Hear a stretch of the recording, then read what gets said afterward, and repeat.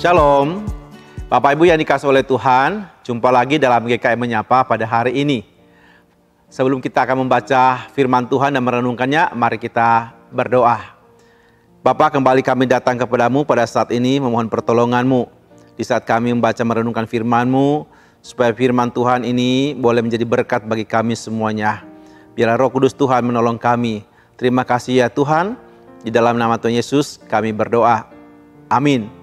Bapak Ibu yang dikasihi oleh Tuhan, firman Tuhan saat ini terambil dalam kitab Kolose pasal yang ketiga, ayat yang ke-14 dan ayat yang ke-15 yang berkata demikian.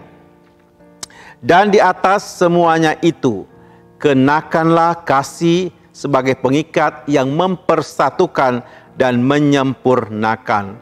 Hendaklah damai sejahtera Kristus memerintah dalam hatimu.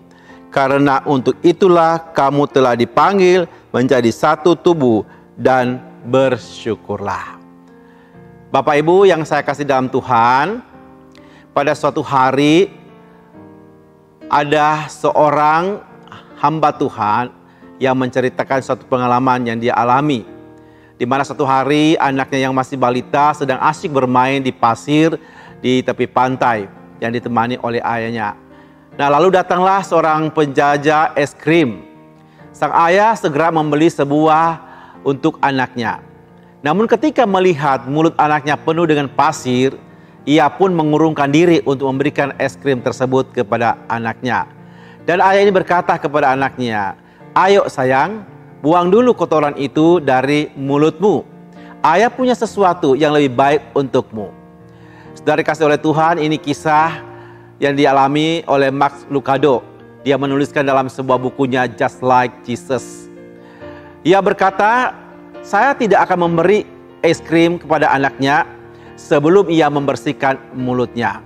Sebab apa? Sebab ia mengasihi anaknya. Ia tidak ingin anaknya makan es krim bercampur pasir. Bapak Ibu Saudara yang saya kasih dalam Tuhan, Tuhan menawarkan kepada kita sesuatu yang lebih baik.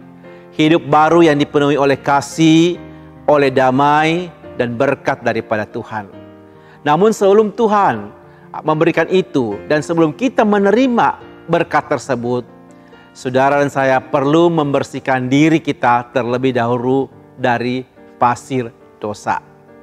Tindakan-tindakan asusila, perbuatan hawa nafsu, fitnah, dan perkataan kotor.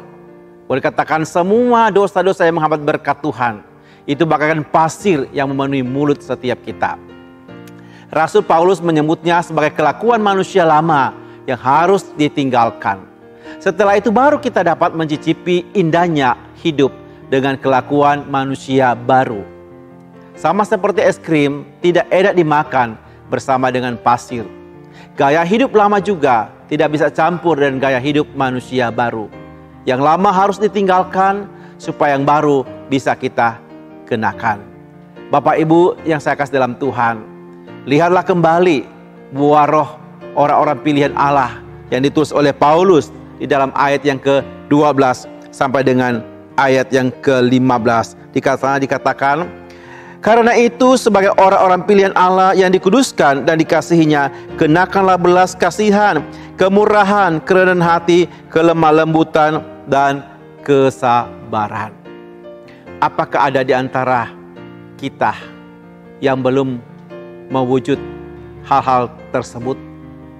Dan apa penyebabnya jika hal itu belum ada dalam diri kita? Apakah masih ada sisa-sisa kelakuan manusia lama yang sulit kita lepaskan?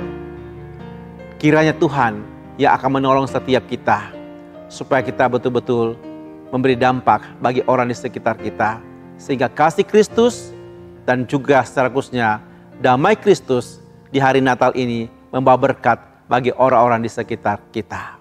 Tuhan Yesus memberkati kita semua. Amin.